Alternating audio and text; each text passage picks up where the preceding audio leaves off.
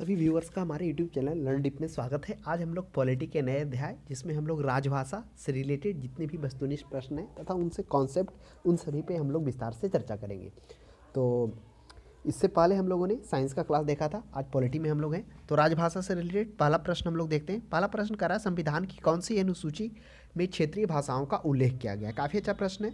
अब ऑप्शन में है 7वीं अनुसूची, 8वीं अनुसूची, 9वीं अनुसूची और 10वीं अनुसूची।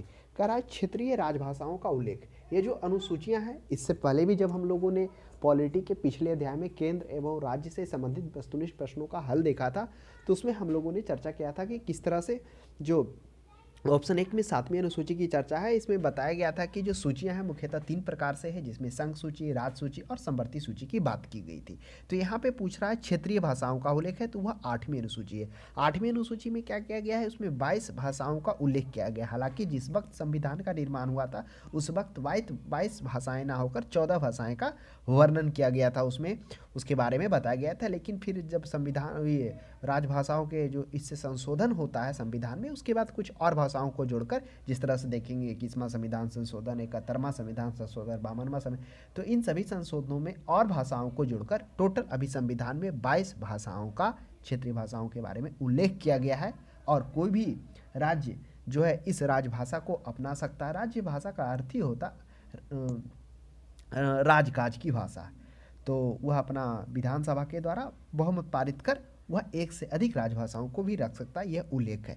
तो इसका जो है 8वीं अनुसूची में क्या किया है, तो थोड़ा सा अनुसूची के बारे में भी हम लोग चर्चा कर लेते हैं ताकि रिकॉल हो जाए पीछे की चीज़ों। तो प्रथम अनुसूची की बात की जाए तो प्रथम अनुसूची में हम लोगों ने देखा था राज्य के नाम है वो राज्य क्षेत्र के बारे में वर्णन किया गया। दूसरी अनुसूची में हम लोगों ने देखा था कि जो विभिन्न पदाधिकारी हैं, प्रधानमंत्री, मुख्यमंत्री, लोकसभा का अध्यक्ष, उपाध्यक्ष, कैग, सुप्रीम कोर्ट के न्यायाधीश, इन सभी के क्या किया गया, वेतन भत्ते और पेंशन की बात की गई है अनुसूची 2 में।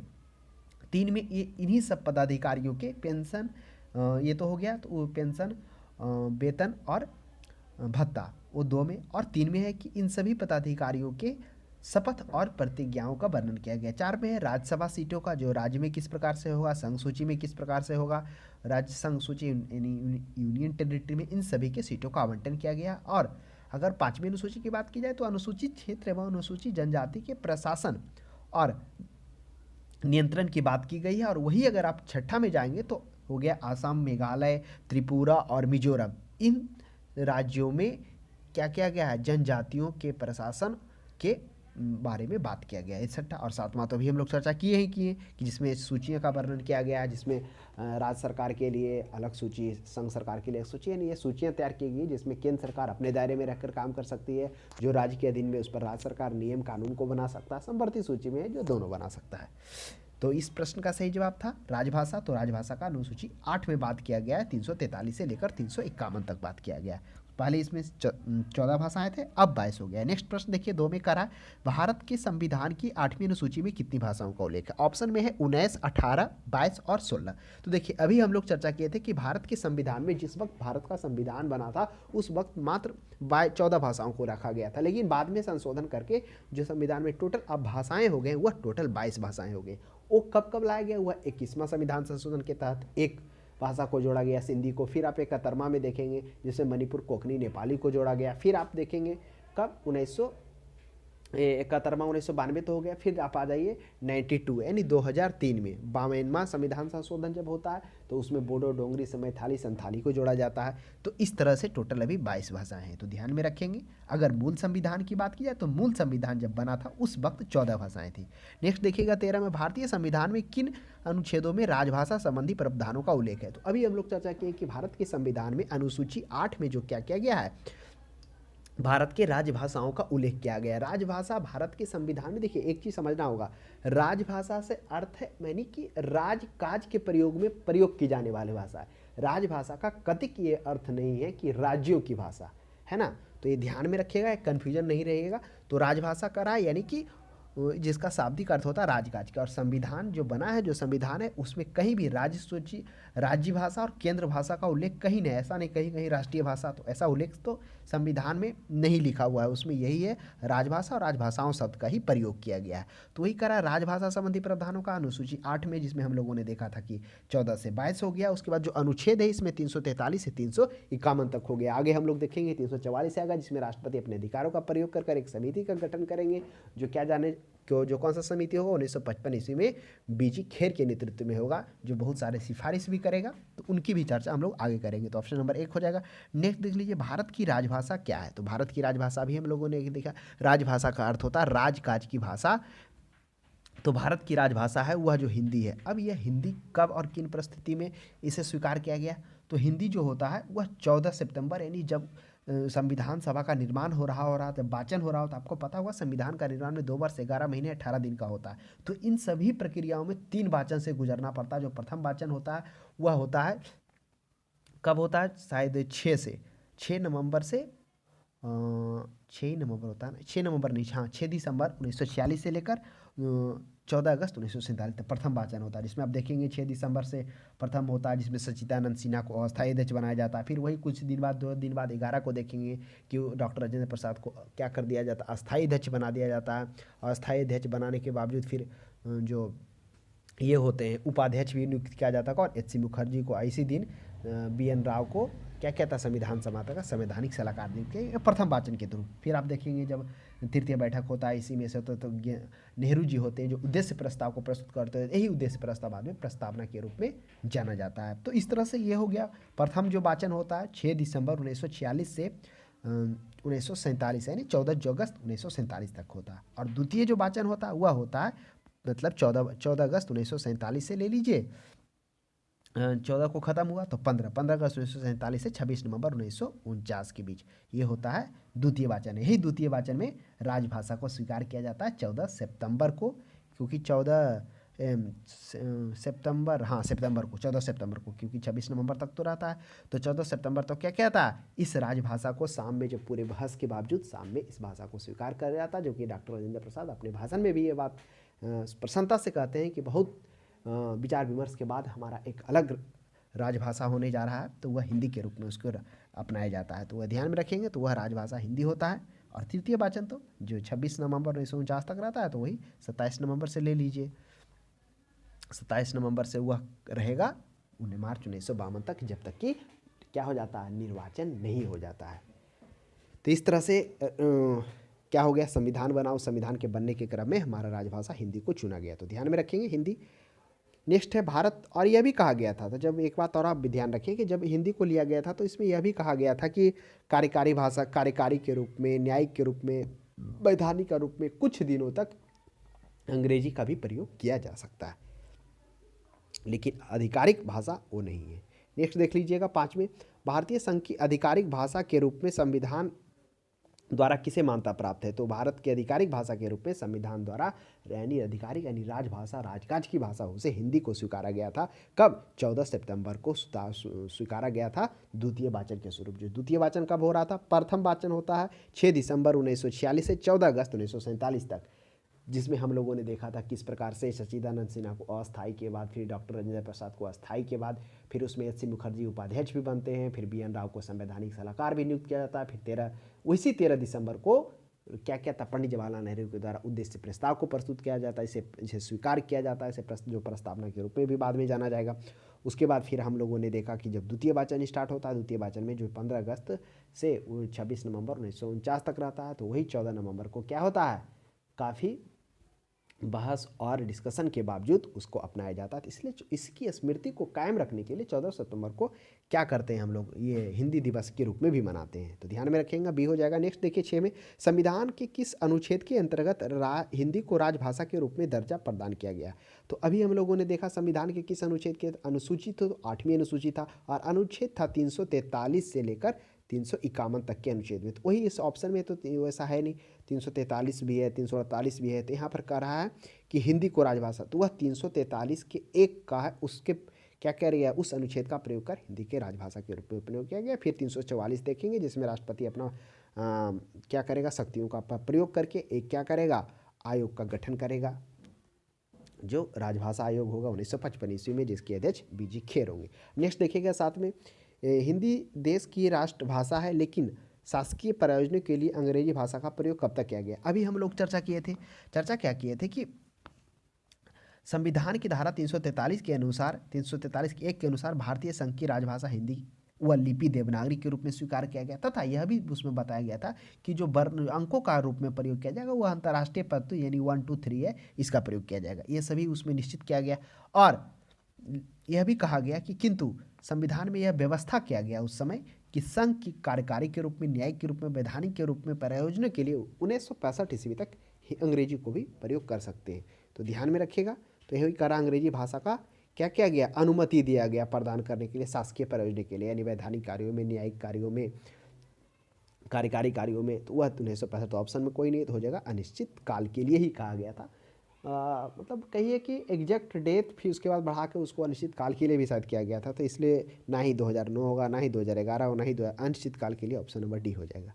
नेक्स्ट देखिएगा 8 में, किस भाषा को किसी राज्य की राजभाषा के रूप में अंगीकार करने का अधिकार किसे है। ऑप्शन में है राष्ट्रपति को, संसद को है, राज्य विधानमंडल को, राजभाषा। तो आइए इसे विस्तार पूर्वक हम लोग समझते हैं।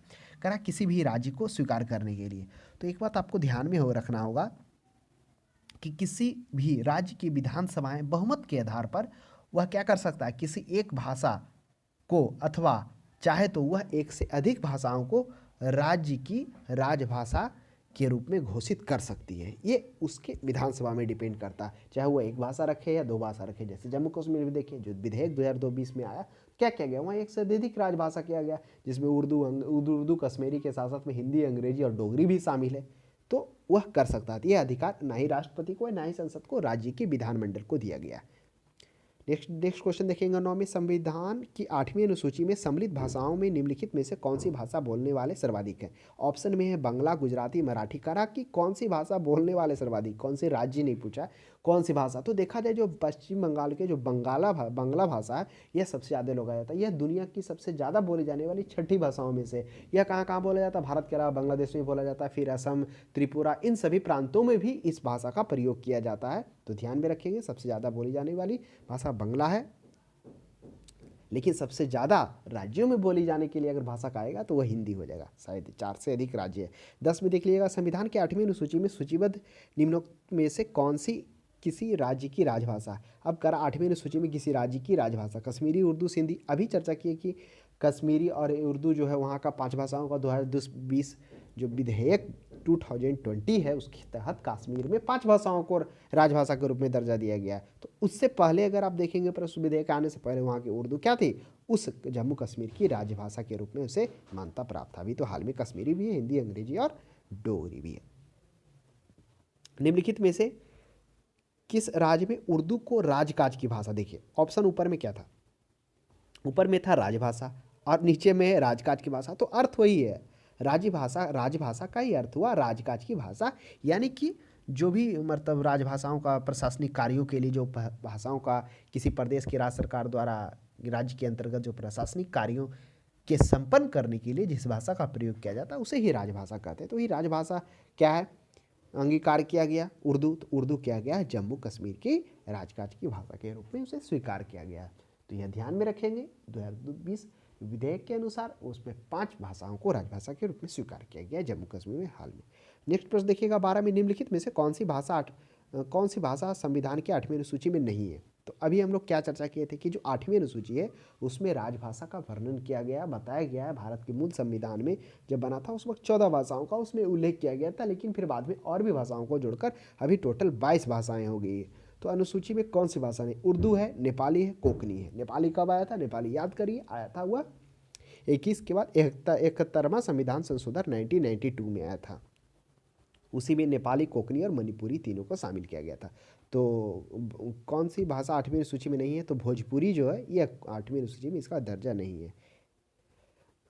13 में देख लीजिए, डोगरी भाषा किस राज्य में बोली जाती है। अभी चर्चा हम लोग क्या किए, कश्मीर के बारे में किए थे। कश्मीर के बारे में किए थे कि वहाँ पर 5 भाषाओं को दर्जा दिया गया। क्या दिया गया, उर्दू को राजकाज की भाषा दिया गया, साथ में कश्मीरी को भी रखा गया। अगर 2020 के विधेयक के अनुसार आप देखेंगे तो वहाँ 5 भाषाओं को राजभाषा दिया, इसमें डोगरी भी शामिल है। क्या डोगरी के अलावा और कौन है, हिंदी, अंग्रेजी और उर्दू और अंग्रेजी तो हो ही गया, उर्दू और कश्मीरी। तो इस तरह से डोगरी जो है वह जम्मू कश्मीर राज्य में बोली जाती है, बोली जाने वाली भाषाओं के बारे में बताया गया।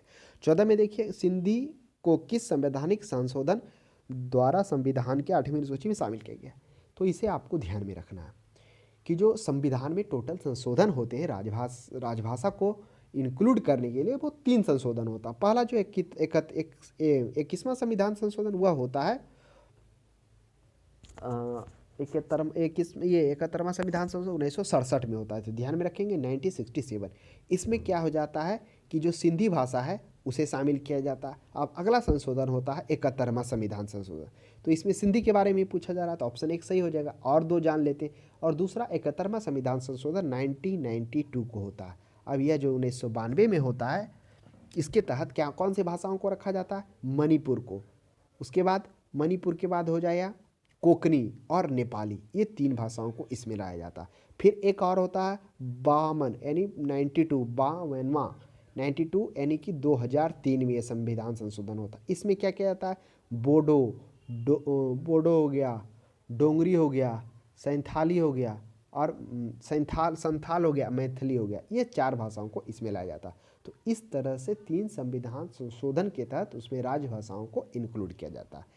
तो जो जो प्रश्न पूछे, अगर पूछ दिया जाता कि कोंकणी, मणिपुरी, नेपाली को किसके तहत, तो वह हो जाता 71वां संविधान संशोधन 1992। आइए नेक्स्ट प्रश्न 15वां देखते हैं हम लोग।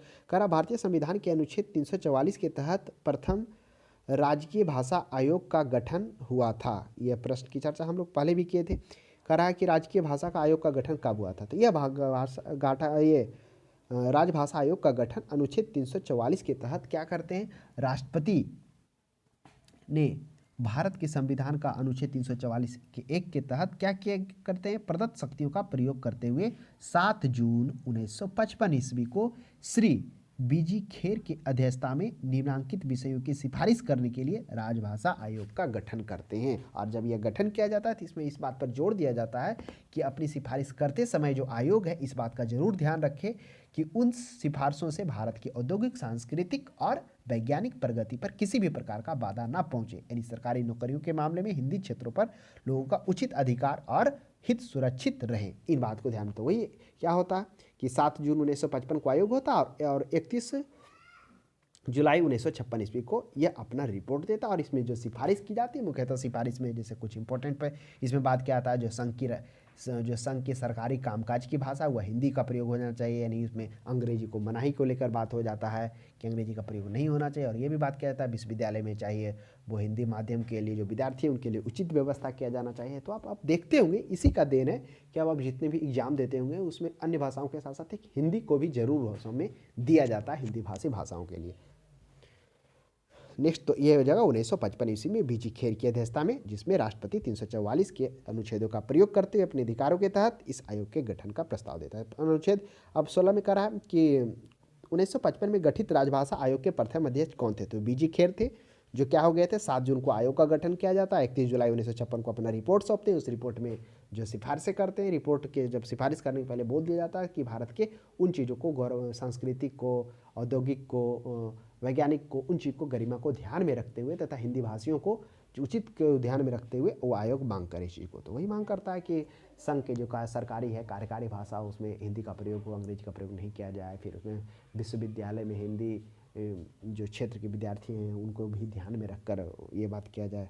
तो ये हो जाएगा बीजी खोर हो जाएगा, ऑप्शन नंबर ए हो जाएगा। 17वां में देखिए, संविधान के किस अनुच्छेद में यह व्यवस्था किया गया है कि प्रत्येक राज्य शिक्षा के प्राथमिक स्तर पर मातृभाषा में शिक्षा का पर्याप्त सुविधाओं को उपलब्ध कराने का प्रयास करेगी। काफ़ी अच्छा प्रश्न है। अगर आप चले जाएंगे ब्रिटिश काल में, जब ब्रिटिश भारत पर राज कर रहा होता, शासन कर रहा होता, तो उस वक्त कौन था इसकी सबसे पहले बात किया? तो मैकाले जो बात किया था वो तो जरूर शिक्षा पर बात किया था, लेकिन वो आधुनिक शिक्षा, उसमें अंग्रेजी को लेकर वो बात किया था कि अंग्रेजी में वो शिक्षा होना चाहिए। लेकिन प्राथमिक शिक्षा की जो बात उठती है वो बूढ़ी डिस्पैच करता है। लेकिन हाँ, बात जरूर करता है कि जो प्राथमिक स्तर का शिक्षा होना चाहिए, माध्यमिक होना चाहिए और एक ग्रेजुएट होना चाहिए। तो वो माध्यमिक पर ध्यान नहीं दे पाता, उस पर जो वस्तुतः जो ध्यान दे पाता। उसके बाद जो वुड आयोग के बाद आता है कौन सा आयोग है, हाँ, हंटर आयोग, वो मुख्यतः जो होता है प्राथमिक शिक्षा और माध्यमिक शिक्षा पर, कि प्राथमिक शिक्षा क्या होना चाहिए, वह लोकल लैंग्वेज में होना चाहिए, उस पर वो काम करता है, लेकिन सुझाव तो दे देता है वुड डिस्पैची। तो वो अलग बात है, प्रश्न वहाँ से भी देखने को यहाँ पर पूछ रहा है। भारत का संविधान बन चुका है, बनने के बाद कौन सा अनुच्छेद में इसका प्रयोग किया गया, तो अनुच्छेद 350 का ए हो जाएगा, जिसमें प्राथमिक स्तर पर मातृभाषा में शिक्षा का पर्याप्त सुविधाओं को उपलब्ध कराने का प्रयास करेगा राज्य।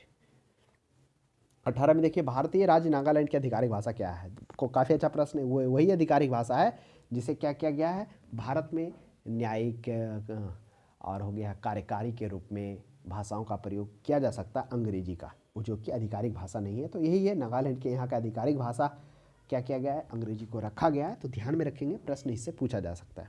नेक्स्ट 19 में देखते हैं हम लोग, किसी संवैधानिक संशोधन के द्वारा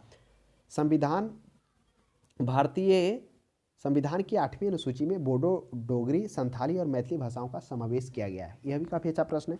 देखिए, अभी हम लोग चर्चा किए थे कि जो इन भाषाओं के अलावा भी कुछ और भाषाओं को संविधान संशोधन के तहत लाया गया, लेकिन बोडो, डोगरी, संथाली, मैथिली यह क्या किया गया, 92 यानी 52वां संविधान संशोधन 2003 के तहत इन 4 भाषाओं को इंक्लूड किया गया, शामिल किया गया है, जिसके कारण पहले तो मूल संविधान में 14 भाषाएं थी और इन्हीं के शामिल हो जाने के बाद कुछ संशोधनों के बाद टोटल 22 भाषा हो गया।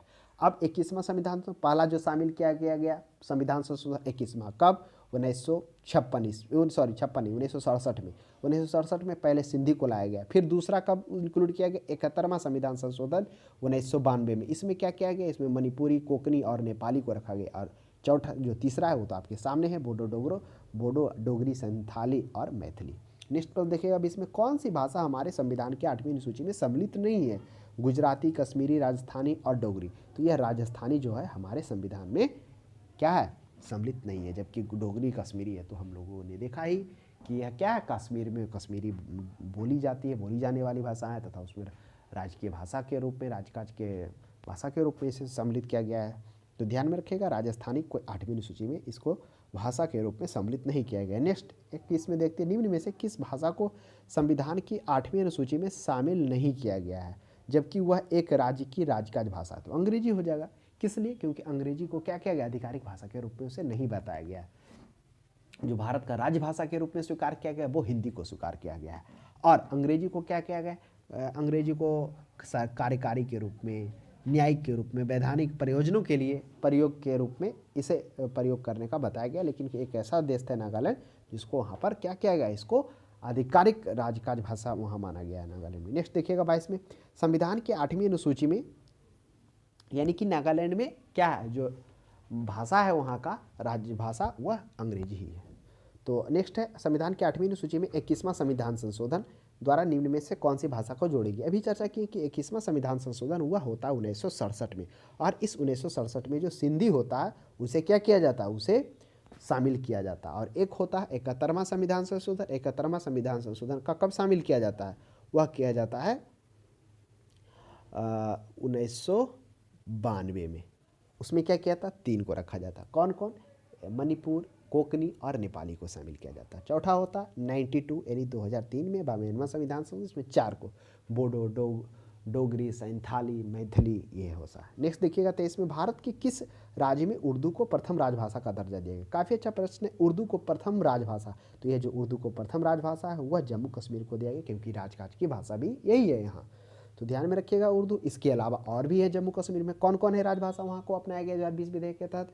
उर्दू के अलावा आप देखेंगे तो कश्मीरी को भी, हिंदी, अंग्रेजी को भी और डोगरी को भी। नेक्स्ट देखिएगा 8वें परिशिष्ट का संबंध है, 8वें परिशिष्ट का संबंध किससे है, भाषा से है कि आरक्षण से है कि अनुसूचित जाति से है कि मूल जाति। तो 8वीं अनुसूची का संबंध है भाषा से है, जिसमें क्या किया गया, 8वीं अनुसूची के तहत भारत के मूल संविधान में 14 भाषाओं को रखा गया था, लेकिन अभी क्या है 22 भाषाओं इसमें शामिल है। नेक्स्ट पर देखिएगा, भारतीय संविधान में कितनी भाषाएं क्षेत्रीय भाषाएं के रूप में मान्यता प्राप्त है। तो भारतीय संविधान में कितनी भाषाओं को, तो वही है 22 भाषाओं को क्या किया गया, क्षेत्रीय भाषाओं के रूप में मान्यता प्राप्त किया गया। नेक्स्ट देखिएगा 26 में, भारतीय संविधान की 8वीं अनुसूची में कौन सी भाषा वर्ष 2003 में जोड़ी गई। कोंकणी जोड़ी गई, सिंधी जोड़ी गई, मणिपुर और संथाली। भारतीय संविधान की 8वीं अनुसूची में कौन सी भाषा वर्ष 2003 में जोड़ी गई, तो ध्यान में रखिएगा यह जोड़ा गया था 2003 में। कब होता हुआ होता है 52वां संविधान संशोधन यानी 92, उसमें जोड़ा जाता है बोडो, डोंगरी। तो बोडो भी नहीं है, डोंगरी भी नहीं। अब आ जाइए संथाली और मैथिली। तो संथाली ऑप्शन में है तो हो जाएगा, बाकी ये 3 नहीं है। अब सिंधी तो 21वां संविधान संशोधन के तहत जोड़ा गया था, कब? 1967 ईस्वी में। कोंकणी, मणिपुर और नेपाली, ये तीन को कब जोड़ा गया था? वह 71वां संविधान संशोधन 1992 में। नेक्स्ट देखते हैं हम लोग 27 में आते हैं, 27 में। निम्न में से कौन सी भाषा भारतीय संविधान के 8वीं अनुसूची में उल्लेखित नहीं है? कौन सा है जो 8वीं अनुसूची में उल्लेखित नहीं है? संस्कृत, अंग्रेजी, सिंधी और नेपाली। तो सिंधी है, नेपाली भी है और संस्कृत भी है। अंग्रेजी है जो क्या है, संविधान की 8वीं अनुसूची में इसका उल्लेख नहीं किया गया। इसे कार्यकारी, न्यायिक और वैधानिक कार्यों में प्रयोग करने के लिए, प्रयोजनों में प्रयोग करने के लिए इसका प्रयोग को रखा गया है। लेकिन एक ऐसा राज्य है जहाँ पर इसे राजभाषा के रूप में भी स्वीकार किया गया है, तो वह कौन सा है? वह है नागालैंड। तो ध्यान में रखिएगा। तो राजभाषा से जो वस्तुनिष्ठ प्रश्न था उसका हम लोगों ने हल देखा। तो आज के लिए इतना ही। अब हम लोग किसी नए टॉपिक के साथ नेक्स्ट क्लास में मिलते। तब तक हमारे क्लास को देखने के लिए धन्यवाद।